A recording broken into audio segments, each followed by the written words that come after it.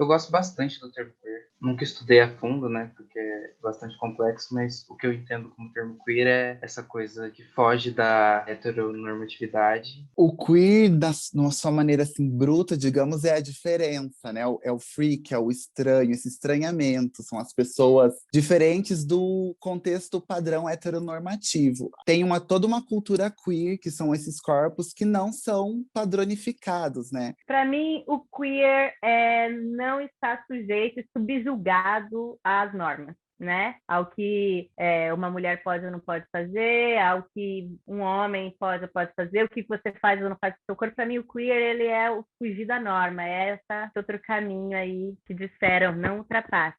Queer se trata um pouco de uma apropriação feita nos Estados Unidos, né? Queer era um xingamento que era feito às pessoas LGBTs, né, na época. Então, as pessoas queers, né, as pessoas LGBTs se apropriaram desse termo, né, do queer para usar como resistência. O termo tá no mundo, ele vai sendo disputado, assim como ele foi disputado ali nesse momento, né, em que era usado pejorativamente e passa a ser usado afirmativamente no sentido de uma desconstrução normativa, ele continua circulando e vai recebendo outros usos, assim. Então, é isso, tem pessoas que vão fazer uso do queer para pensar uma outra identidade, assim, né? E você se afirmar quanto queer é você ressignificar essa palavra para uma forma positiva, né? Como você ter orgulho de quem você é e do que você representa nessa sociedade. Então, queer, na verdade, tem esse guarda-chuva de toda essa vivência, assim, de pessoas que são cis ou trans ou que são gays, né? Lésbicas, que embarca sobre a sexualidade e sobre identidade de gênero, mas também sobre comportamento, né? Sobre universo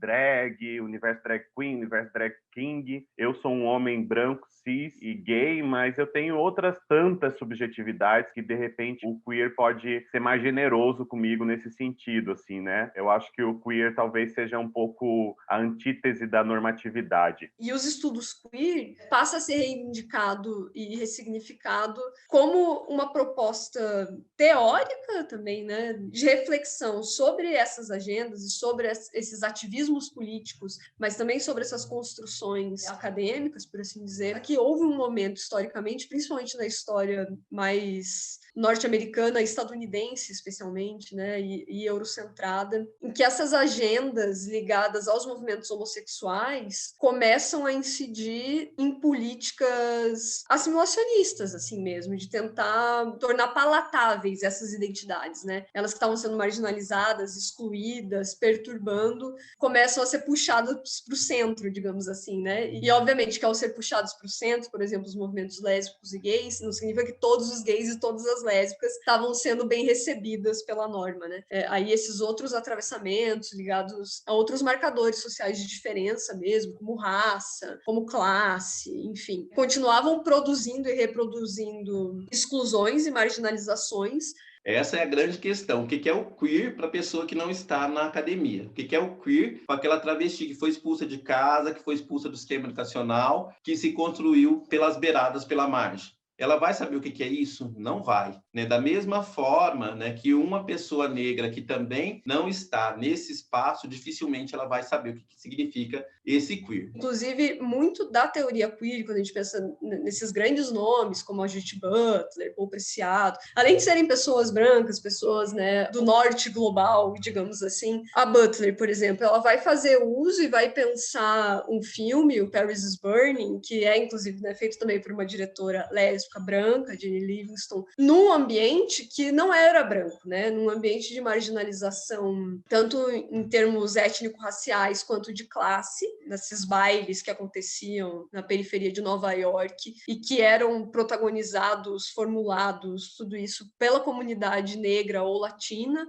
Como que eu posso dizer? Assim, são essas reatualizações de uma história colonial que parece que não acaba, assim, né? Lendo a Judith Butler, você acha que uma pessoa que não tenha uma grande trajetória na academia, ela consegue dialogar com os textos da Butler? para quem que essas pessoas estão escrevendo, sabe? Que é diferente, por exemplo, da Lélia Gonzalez, quando ela reivindica uma narrativa que seja acessível. E acho que tem muitas teóricos, ativistas, artistas, enfim, que têm pensado em como, a partir de algumas das proposições que foram construídas, né, no âmbito da teoria queer, podem dialogar, por exemplo, com os estudos decoloniais, com esses estudos que vão questionar essas outras dimensões, assim, né, como étnico-raciais, ou outras até, né, de capacitismo, enfim, tem a teoria creepy também, né, que é para pensar essa outra dimensão e tal. Né? Então, a nossa linguagem ela precisa ser inclusiva.